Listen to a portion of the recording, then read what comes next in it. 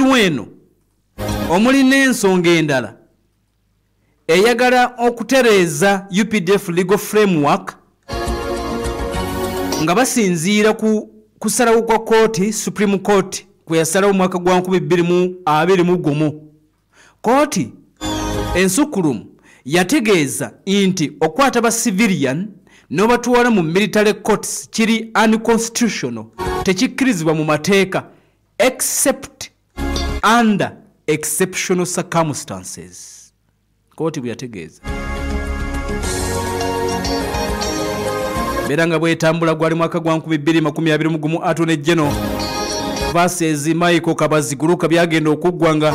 Michael Kabaziguruka wangudde Supreme Court negamba nti bannange kooti ez'amagye we are not competent to try civilians except under rare and legally defined circumstances.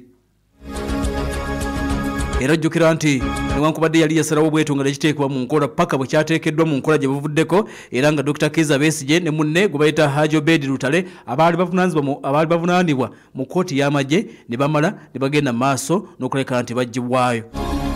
Ne babajjayo kaakati ne badda mu kooti ez'aba civilian.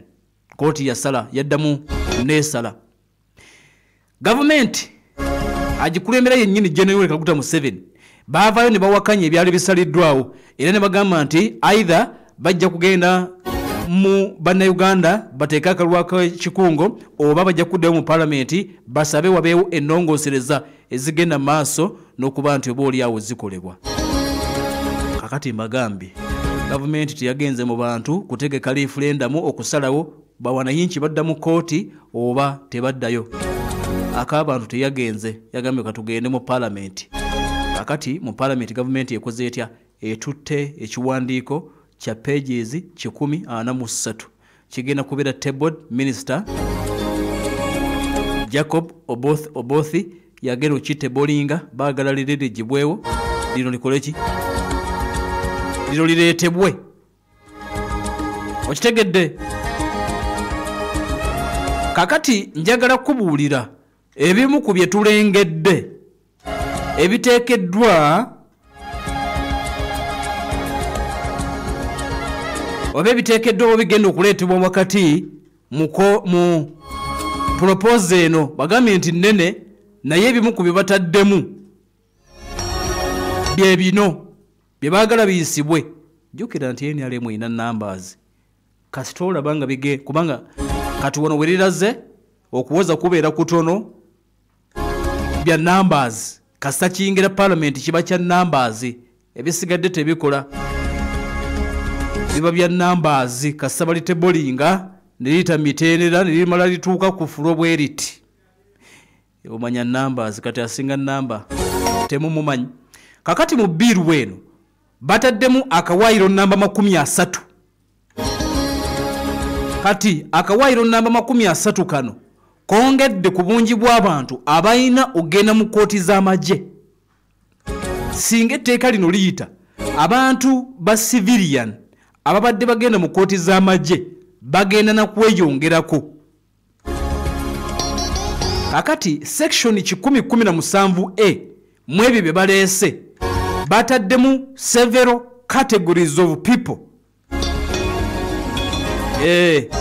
Abantu abagenda ogendanga mu kooti z'amagye nga siba n'amagye kakati bagenda kweyongera. Abasooka baabano family members and accompanying individuals. Singa etteeka liyita bano tebagenda kuwona kooti y'amagye. Family members and accompanying individuals. Kandi kusomere bagambye akawaayiro kano kagamba the bill grants military jurisdiction. Bill eno ekkiriza kooti y'amagye okukozesa people who accompany military units during active service.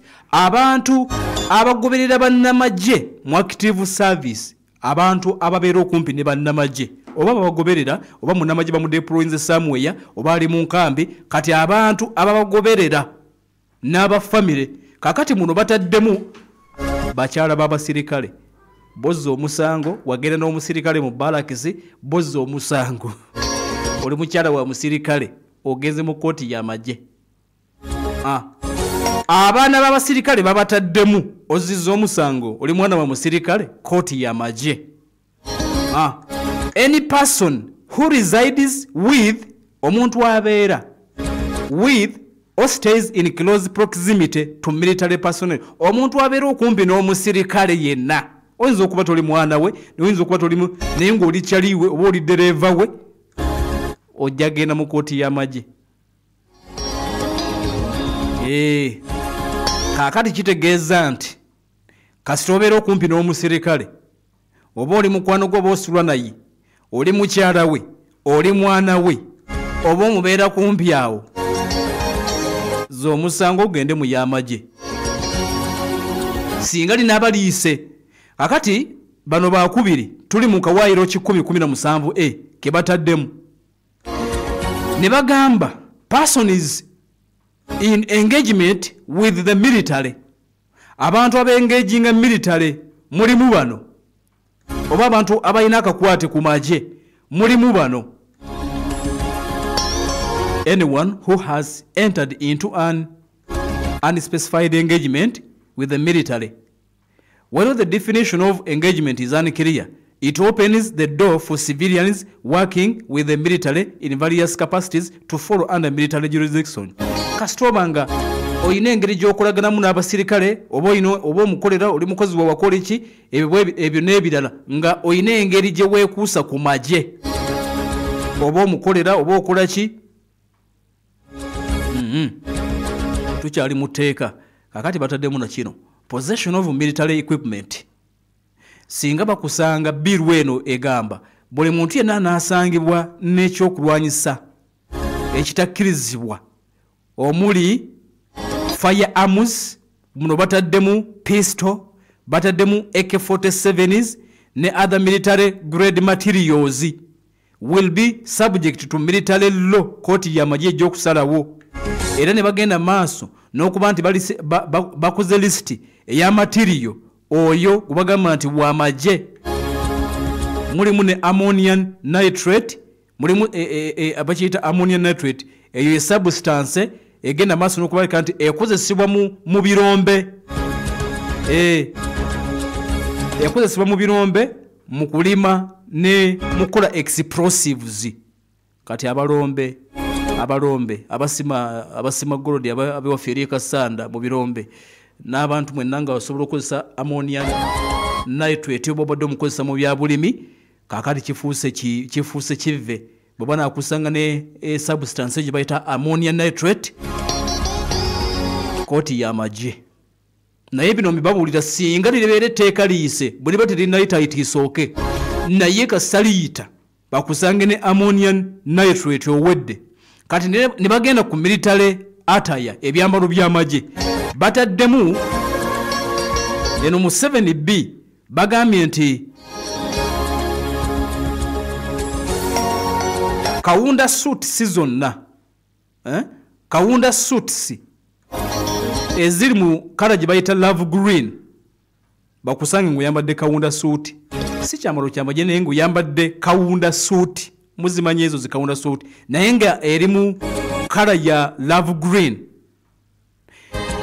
eri mu sky blue. Mumpulira bulungi bino no bibakwatako nnyo kubanga bajja okutwala mu kooti nga tomanyi nti bimenya amateeka. Kawunda suit si zonna nga ziri mu love green. Kati buuza neighbor omubuuze kala gye bayita love green yetyo gyewale. Kawunda suit yonna nga eri mu sky blue, erimu coffee brown, and now a preserve of the armed forces ebyamagye togeza n'ojambala. Siwulidde mu red wano siwulidde red naye bogedde ku love green, sky blue ne coffee brown. Aiding or abetting military offenses, okuyambako bannamagye okuzza emisango. Okitegeera singa oyambako munnamagye yenna okuzza emisango muli murder, omuli treason, aggravated robbery, kidnapping oba cattle rustling, abantu abo babba ente, singa omuyambako ne bakizula nti wamuyambyeko ne bw'oba oli civilian, makindye mu kooti yogenda okuba nti osibira. Singa oyambako omusirikale yenna okuzza omusango. kakati era bataddemu impersonation of military personnel okwefuula okitegeera okwefuula omusirikale oba okwefaananyiriza omusirikale kati bill eno criminalizes impersonating military personnel weefudde oba oyagadde okufaanana abasirikale okitegeera including wearing military uniforms okwambala uniform z'amagye oba possessing military equipment without authorization okuba n'ekintu kino ekikozesebwa amagye nga tolina okitegeera kasi ofaanana obufaananyi obw'amagye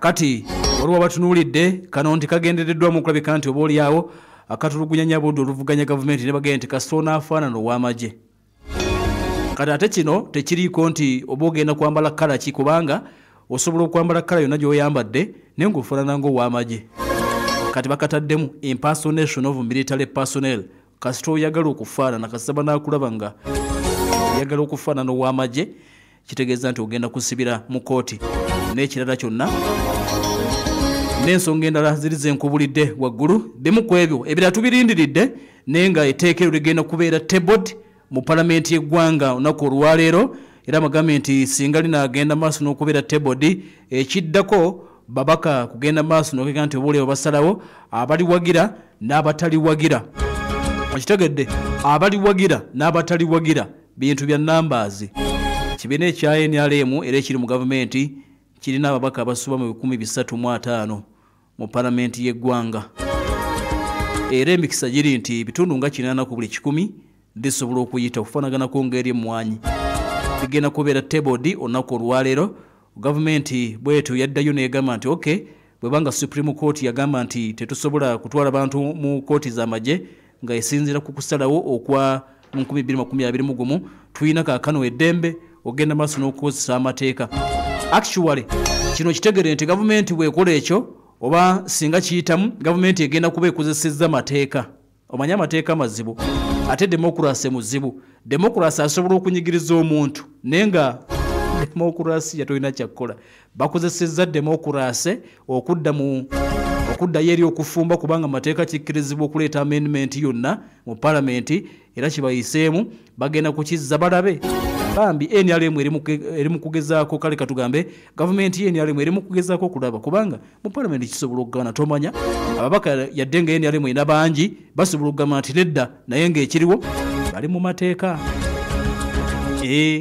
bali mu mateeka baagala kukozesa amateeka basobola okukola kyokuzza civilian mu kooti ey'amagye kale netubirindiridde ebinaaba bivaayo oba oliawo Joel Yannamagembe musasi waffe abeerayo mu palamenti y'eggwanga ebinaaba byongedde okuvaayo of course weetuli nnyo obbe kutuusaako naye nga bimu ku ebyo twagadde okubuulira bye batadde mu tteeka eppya erya UPDF bagendedde kuba ku mmeeza olwaleero Inside Story ensonga y'omunda tukutambuza yonna mu bbanga ttono nnyo amawulire n'okwekennenya ensonga ssemasonga mu program The Inside Story ensonga y'omunda ekutuusibwako MTN everywhere you go.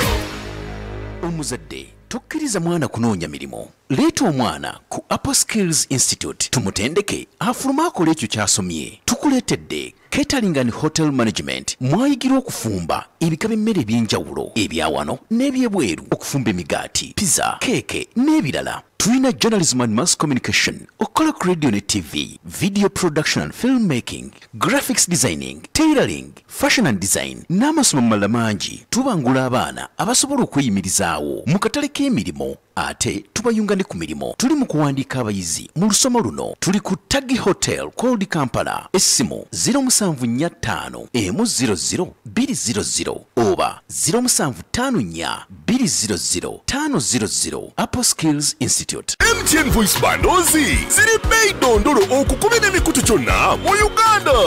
Funa eddakiika 25 ku nusu lukumi zokka okuzigula nyiga star emu star 2 olonde daily bundle oba kozesa My MTN app oyogere ku bei dondolo ne MTN kubanga bwe twogerera awamu tewali kitulema. MTN enkola n'obukwakulizo bigobererwa. MTN erungamizibwa Uganda Communications Commission. Lydia eyakava China wiiki 2 emali yetuuse oli mu kutikkula. Yo wange gwe tonnatikkula. Kampuni gye nasooka okukozesa emali yagireeta oluvannyuma lw'emyezi 6. Oba gwani ekkolera? Toddamu kubonaabona kampuni ya Ship With Us ebimalanga bulijjo.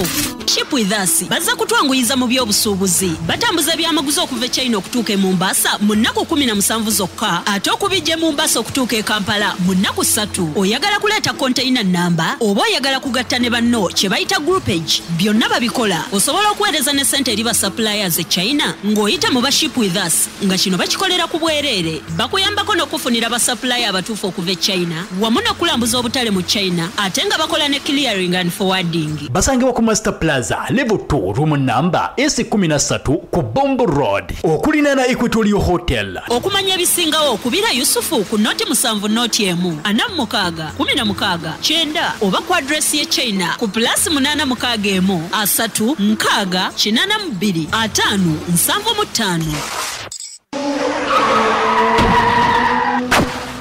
Obubenje obusinga ku kkubo buleetebwa mipiira naddala ku biseera by'enkuba kati vuga ng'oli safe ne SMK Tires bakuleetedde emipiira emiwangaazi egy'emmotoka ennene n'entono gamba ng'egya Pirelli, Firestone, Bridgestone, Gitti Radio, Yokohama, Goodyear, MRF ne Dunlop Tires gyonna mipiira miwangaazi tugikuleetedde ku SMK Tires. Tusange ku Bombo Road opposite ne Rubis Petrol Station oba tusange Ntinda ku Shell Petrol Station ne bwe bajja ku Rubis Petrol Station oba tukubireko ku 0700 78 41 oba ku 0772 5 76 ku lw'ebika by'emipiira gy'emmotoka eby'enjawulo tubuze emmotoka valves, ordinary and sport rims eza trucks n'emmotoka entono ate mu buli kika okuva mu nsi ez'enjawulo. SMK Tires. Munnayuganda otawanyizibwa enwadde z'otategeera. Ffe aba Jedwin Health Service Center tukuleetedde ekyuma kye twandiyise CT scan oba MRI. Wandiyagadde kumanya amagumba gafaanana gatya, emisuwa gyange gino giri gitya. Tuli wano e Namungoona ku petrol station gye tuyita Tosha. Tukubireko ku 0770 78 11 oba 0754 6 3 Weefunire kabode super smartphone empya onyumirwe GB 16 ez'obwereere. Tandika ng'osasulako emitwalo 4 n'ekitundu zokka olwo balansi omusasule mpola mpola nga buli lunaku osasula ssente ezitasukka mu siringi 10. Osobola n'okusalawo okusasula wiiki oba omwezi. Nyiga star 165 star 5 star 2 star #. Okusobola okwefunira kabode super empya. Kabode super empya, style mpya, vibe mpya. Nga tuli fenna vibes zaffe teziyimirizika. Enkola n'obukwakulizo bigobererwa. MTN erungamizibwa Uganda Communications Commission okumanya ebisingawo kuba ku 032 M20 Here's your chance to win school fees for your child for a whole year. Just pay school fees using Momo. Today we are at Lukman Primary School that's located in Kauku, Bwerenga, right by the lakeside. We have a happy customer who paid for her daughter's school fees. Nuru wano muwanguzi era agenda kusoma guno mwaka gwonna. MTN Momo esasudde yo akolegwa akusoma. Nga sasula bitundu nendeeta nensasulako nasigala nga babanja natuka okuwumula nga tannamalayo banange bibadde byangu naye mwebale nnyo mwebalira mpulira nga essanyu limpitidde naye mpulira ate kati nga kaba bukaali mu mutima. Mwebale nnyo mwebalidda kula nga ze muwanguzi nakonde nnooku. Dial star 165 star 80 hash. Select option 2 for school pay. Select option 1 to pay school fees. Enter the student number and amount and approve the transaction. You will now enter the draw to win school fees for your child for a whole year.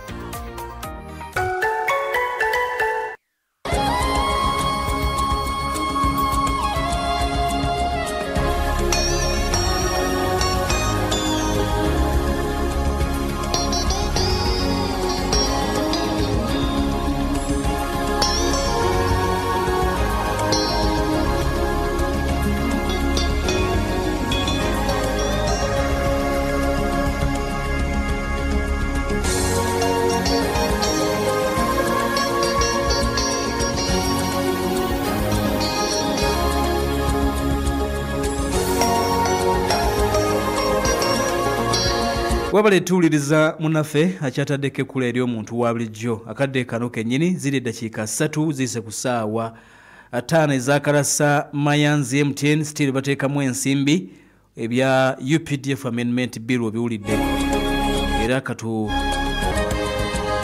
katusigale nga tutaddeyo amaaso tunaaba tubifuna ebirala binaaba bivuddeyo wali mu palamenti naye nga mwebale tuwuliriza mwenna abataddeko okwetoola nate Kampala n'ebitundu ebirala byonna nkujjukiza Ship with Us bagamba nti basabaza ebyamaguzi mu bwangudira okuva munda mu ggwanga lya China ennaku 3 bira bituuse ennaku 17 babituuse Mombasa paka Kampala zibe ennaku 3 leeta container namba oba yagala kwegatta ne bano mu nkola etubwa group age bakuyamba kuno okuweereza sente China ate nga bakuyunga kuba suppliers abatuufu munda mu ggwanga lya China esimu ya noti musamu noti emu nyamukage emu lukaga kyenda noti musamu noti emu nyamukage emu lukaga kyenda genda ku Mansa Plaza level 2 room namba esi 13 okulira na Equatorial Mall webali aba Ship with Us esimu yawe yeyo noti musamu noti emu nyamukage emu lukaga kyenda SMK tires ne bagamba nti wewala obubenje ng'okozesa empira egy'emmotoka emiwangazi egya SMK gigira mu bika byonna mu size zonna emmotoka ennene n'entono genda bali ku Kobe Lubombo Road opposite Bat Valley main gate webali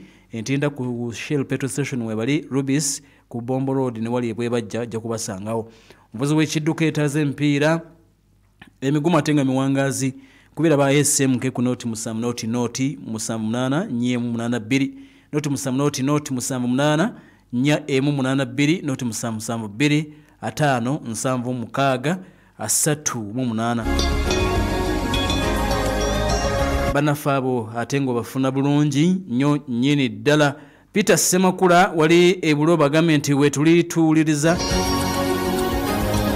nasalawo nze ndi wa Palundi wala ne kakati era kwendi engineer chef Mutasa Kafiru wali ewandege bale kuba nti owuliriza team VP nga bulijjo kwetuli wano ennakulabye ye Simon Kadogo asinzira nakulabi wali okuba nti ataddeko ekkula eri omuntu wa bulijjo abatugoberera nga musinziira wali ekasubi abali ennamuŋŋoona mwenna genda ddala paka eri bwayise mu balinyo okuba nti muliza akadde kano katugendeko ewa Brian Herbal Center basooke batujjanjabe then oluvannyuma tugenda kuba tweyongera sebo tukwaniriza aneyaza nnyo mwami Nuwo sebo Assalamu alaikum wa rahmatullahi wa barakatuh. Wa alaikum salam. Kusokera ddala mbuuza abaluriza ba Power FM yonna gye musinzira okubeera nga mutumbudde mwebala nnyo mukola kya ttendo amannya n'eddoboozi nze Dr. Ryan kuva Ryan Herbal Center nga bulijjo abakolera eddagala egganzi eriyitibwa mafuba extra oba manpower plus ekipa yaffe eyo nga twagikolera abaami ab'enyooma mu mbeera zaabwe ez'obutonde ng'abasajja ez'ekisenge ng'oli eyo ng'embeera ekutawaanya kwata kalaamu wuliriza gya essimu okwata essimu eno enamba y'essimu eno ate otumye ecupa eno ekkolere ebyamagero inshallah taala ejja kuyamba osuuke era otereere ecupa eno twagikola mwami Nuuvu nga erimu ebika by'eddagala eby'enjawulo era ebika ebyo nga eddagala lyaffe ery'obutonde erya wano emiti egyaffe ginnakabala okuggyako tugendako wansi eringa gye nagamba saidi z'omutomi awo no tujjayo emiti egy'enjawulo ng'omusiku oguyamba ku mbeera y'abaami abagaziwa prostate ng'omwami oli eyo prostate gland nga yagaziwa ofuisa kumukumu obudde obw'ekiro omusolo gujja bwe gwesiba ecupa eno ejja kukolera abayina obuzibu bwa buuka mu kawago infection UTI urinary tract infections obuuka nga bukutawaanya ofuisa kumukumu obalagalwa nga ofuisa ofuna discharge oba omusulo gugiramu olutaatata tebitegeerekeka osiibwa ecupa eno egenda kukolera ku mwami ali eyawuliriza nabaawo abaami abakozesa ku nkozesa y'okwezanyiikiriza nga yakkosa obusiwa obuyitibwa erection transmitter vein tumye ecupa eno olunaku olwaleero jjukira nti omwezi oguba gutandika tubawa offer ecupa eno ebadde ku mitwalo 5 naye olunaku olwaleero genda gifuna ku mitwalo 4 ng'ate ofunirako akasize olwaleero yeena ng'ofunirako package ofuna package 2 n'akasize gwali eyawuliriza olunaku olwaleero ogenda kufuna ecupa eno ku mitwalo 4 ng'ofunako n'akasize bulijjo yeetaano leero yeena naye buli omwezi nga gutandika tuwa offer kwesa omukisa guno olunaku olwaleero obeere nga otumya ecupa eno ecupa eno ekola bino si ya magumba gwali yawuliriza si ya magumba si ya pressure wabula ekola kwabo abaami gwe ng'olina obuzibu buno towangala mu kisaawe amaanyi gakendeera omwami ng'oli ofuisa kumukumu obudde obw'ekiro olumizibwa ng'ofuisa